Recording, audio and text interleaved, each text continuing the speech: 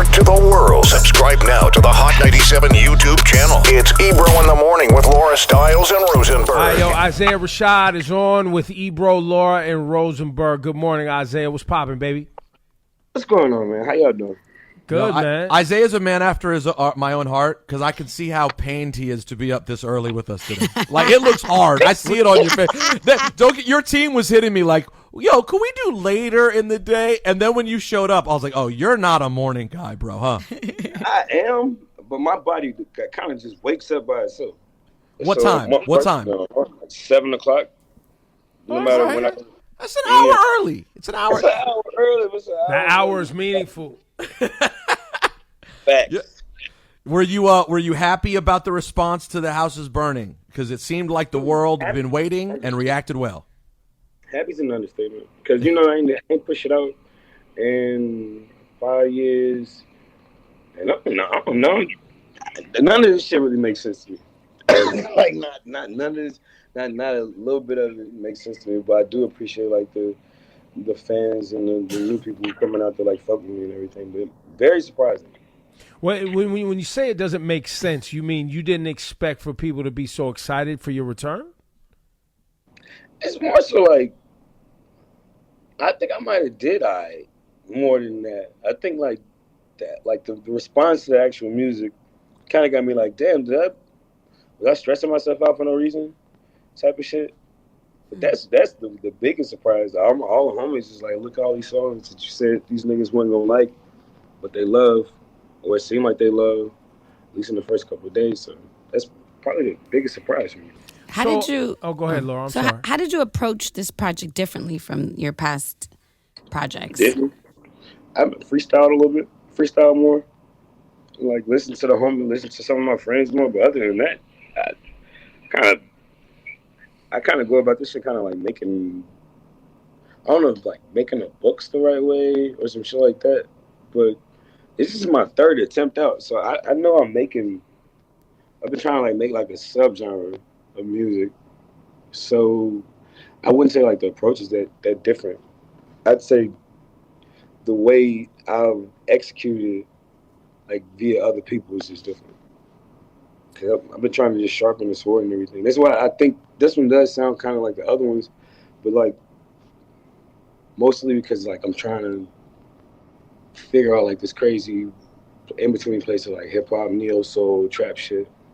Like I'm rambling, my bad. No, but that is where you live, though. What you're saying. It makes sense what you're saying. We let you finish, but it definitely makes sense what you're saying. So musically, so do you go about it? Because musically, I hear what you're doing, right? Like I hear you working in between these spaces of, what people are calling trap, but also soulful melodies, still keeping shit hip hop, putting a southern thing on it as well. Is that what keeps you up at night? Is that what keeps you stressed out? That part, the music part, or is it the rhymes part, and the songs part? It's probably the verses, like translating how I be feeling in a still kind of like poetic, almost like cryptic way, but making it simple enough for other people who ain't never heard the music to get it. Because some people put me like too high of a pedestal, like I'm on some like Kendrick shit or like some, I don't know, like Cole trying to, I don't know, even respect to my nigga Jit. They try to put a nigga on a level where I'm like trying to like kill you with the way I'm doing putting the words together. But it's just like, nigga, I'm just good at putting words together. So I ain't never, and I'm from Tennessee, dog. I ain't never like really, and my favorite rapper, Master P. I ain't never thought why niggas would ever think I'm like trying to go crazy on it. But knowing that I sometimes hit a little plateau for people or a little place kind of made me be like, maybe I need to do that more. So that was probably the hardest part of this project, was like they're like, yo, shut the fuck up, make something, nigga. Because language is like 6-7 bars. You're like, a month or two later, you get a tweet, Rosenberg, something like, well, this fucking Isaiah Rashad's project. I'm like, is he listening to the same shit I'm listening to? Well, Language is fire. That joint with Black and Scissors crazy too. No, Speaking of the soul trap shit, that shit right crazy out of the too. gate, Ebro, that dark side, the intro to me really sets the tone, Isaiah. Like it you can tell from the intro that it's going to be a special album. But what I'm gathering from you is you're saying that to you, you handle this in such a casual way that you're surprised when people put you in the category with those great MCs? It's because I don't know. I think it's more follow the leader with some of like the heavier fans say, or even with some of the heavier supporters say. So it's like easy to put me there because it's harder to put me in a place that's too easy to understand. So I think niggas just identify me with. So they identify me with like somebody that tight, I guess, or somebody that how. Yo, man, how about you're just fucking nice, man? How about you just take that? I got 3 projects. You know, if I take this shit too seriously, I'd be like, I'm that nigga. I ain't that nigga, dog. I got some shit. I got other shit to do before I can even feel like that. I'm just fortunate to get this response. You know what I'm saying? So this shit's kind of fucking with my ego a little bit. Got it. A little bit. Yeah. Well, listen, man. Sometimes look, you got a gift. You got a gift for putting songs together. You got a gift for saying creative, interesting shit. You got a gift for like knowing how to develop your own lane. Even hearing you articulate the way you think about it, I think is commendable and highly commendable, because I don't think there's so many artists that don't put the level of thought into what they're trying to accomplish. And I think that might be also what people are celebrating, is because they know you put thought into it. You know what I'm saying? And you're trying to make something that is pushing the culture forward. You know what I mean? And bringing something new and different, you know what I mean, to shit that's already out there. So I think that's also what people are celebrating. It's crazy when this shit just been in my head, though. So to me, it sounds old. Right. You know, it sounds like some shit that I haven't heard of. Well, listen, man, next time don't take 5 years. I can't now. I ain't got no. So I read an article that was saying that part of the slowdown was you were going through some personal issues too, and over the last several years getting to releasing this music. Last time I saw you, like the way we put out the last project, it would assume people would assume that I was like I had like some past demons, but like SRA was made like real time. This one, I had enough time to like gather what had already happened, put it into a way that I was okay with it, and in a way that if you know me, you know what I'm talking about. But if not, just listen to the music type of shit, and that's just sprinkled throughout the whole album. Right. Now, the house that's burning, when that metaphor, what exactly are you referring to? Man, I guess situationally, you go through things that you either could give up or you could continue to indulge in whatever it is that's creating an issue in your life. That's how I translated what I was going through. Reality, the house is burning, dog. I think I just like having shit that sounds like a book as the cover of it. Because it sounds so ambiguous. It sounds so ambiguous, and it gives me a greater opportunity to do whatever I want with the track list at the end. So when I was making this project, I made the House is Burning first. With the 15th song on the project, that was probably like the first track, and I know what From the Garden was probably like the second around them. When I made that shit, I was like, damn, this is a hard title, because I came up with it off the top of the head. And I'm like, how the fuck am I gonna fit? I'm like, it should be the project. I'm like, how am I gonna fit the concept in it? So I had to think about what the fuck what it meant to me for a long time, because at least a year, because I wasn't sure about it, and I could come up with titles off the top of the head like crazy. That's easy shit. But yeah. So is that the oldest joint on there? The oldest joint is definitely From the Garden and The House is Burning. Is it hard when it takes that long and it's been literally years by the time you get to the end? Is it hard to remove the bias of how many times you've heard a song like that? You got to not listen to that song 1,000 times. Right, just put it away. When you know something, when something hits you, dog, just put that shit down. Treat it like work. If you at the studio, it's 12 hours, especially if you have the studio like that and you're doing scratches and shit, you can tell the difference between a good idea and an album song. As soon as we heard Don't Shoot, and Cal don't even like, the nigga who is co-producing the album with me, he don't even like songs like that. But he heard it, it's an album. I'm like, for sure, so let's not even play this again. Boom, put it away. Yeah, because we're on demo-itis, everything else. Dark Side, the intro to Dark Side, I listened to that shit twice. And then because we liked it, and we had another song that was more singing. It was like some real soulful shit. Even putting Dark Side at the beginning, I'm like, am I really finna make it seem like I'm finna rap my ass off on this album? Because they're gonna be very surprised when I don't. Type of shit. When I pull up with this Smino song and all these other shits, I hope the hip hoppers. That's how I felt when we did the Dark Side shit. That's the newest song. Dark Side's the newest. Really? Dark Side's the newest. From the Gardens, the oldest. I made that at my mom's house. I made that the same time I made the track "Why Worry." If you remember me putting it out, exact same time. Why? Tell us why you put the people you put on the album. I was excited to see you threw Jay Worthy on a joint. Why'd you grab Jay Worthy? And tell us about the other features: Uzi, Duke Deuce, everybody. Everybody that I kind of look up to, at least stylistically. Duke, he had made a splash, at least on my Explore page, the past year or two, and I just thought that nigga was hard.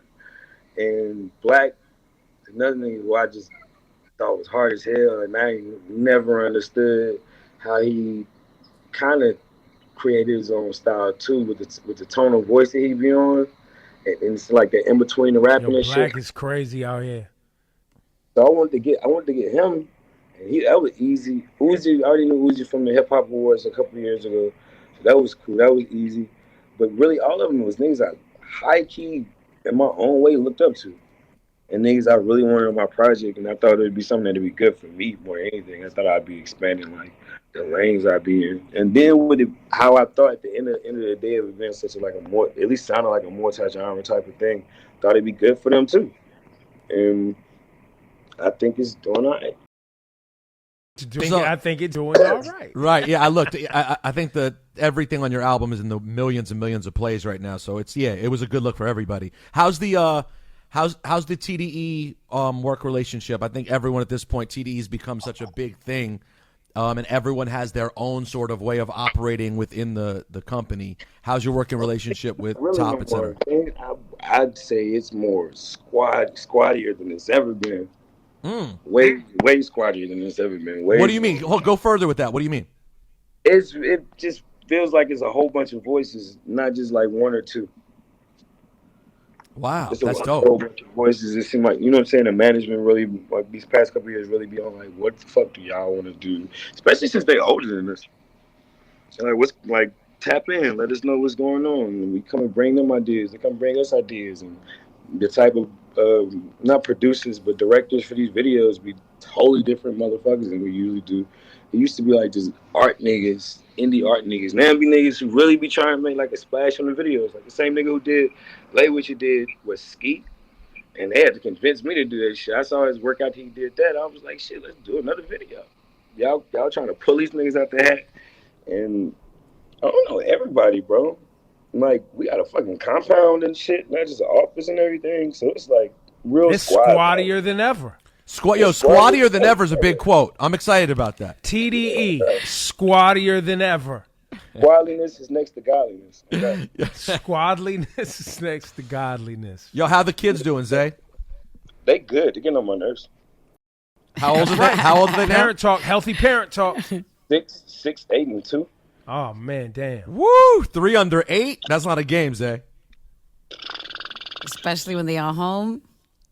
They got different moms, so when they at home with me is a different place. Are you able to get time with all 3 of them in the same spot? You say what? Are you able to get them all together sometimes, where they're all in your house together? Fuck yeah, that's easy. That shit easy. It's more so like the scheduling and the way they be doing shit. Like they got different moms. I kind of judge myself. I'm saying this on the radio. Yeah, I was gonna say you've said that to me privately before. I've heard you judge yourself before, but don't worry. Why do you judge yourself? It's a common thing. It happens to everyone who's a parent. I be feeling like a fuck up because I know that some of the reasons why I have like more than one parental partners because I didn't handle my situations in a way that I could have. I used to be blaming motherfuckers. Especially like coming out here and shit. Like my son's mom, I used to think that she would just accept the distance from me and from Nashville to here type of shit. I'm like, we on this mission, bro. We got this stuff to do, bro. We trying to do all this stuff and all this stuff, and then we're getting arguments. And I don't know. I turned And into you thought at the time you thought she should just inherently accept it because. I thought I was just that cold. I thought I was that cold, and that's not how life worked, dog. That's not how life worked. You know what I'm saying? And you create these babies, and you create these legacies. I had a kid with every album, which I think is kind of tough. I was going to say that is the thing, though. Yeah, you've had a kid with every album, and I know what you mean too, bro. Because when I got divorced in the last couple of years, you feel like when you get divorced or when you have a kid with someone and the relationship doesn't work, if you're not careful, it can feel like society has put like a black mark on your report card. Almost to me, I feel like I'm perpetuating my past. Mm. I'm like, am I my dad? Might be. How many did your dad have? 3. 3 moms? 2. 2 moms. Okay, well, you beat your dad then. Look. I'm totally beating my dad. For sure. Well, self-realization and understanding that what you was doing and getting a grasp on it so that maybe you can help your children navigate beyond some of these, chosen paths. You know what I'm saying? I think it's part of the journey. It's that, and it's definitely part of some of my daughter. Like, boys and girls act way different when they're little, and I didn't realize that. Like, she really be letting me know how much she look up to me and all this and that. I'm like, oh my God, like, okay, better dude, be a better guy. Try to be a better guy. You know what I'm saying? Yeah.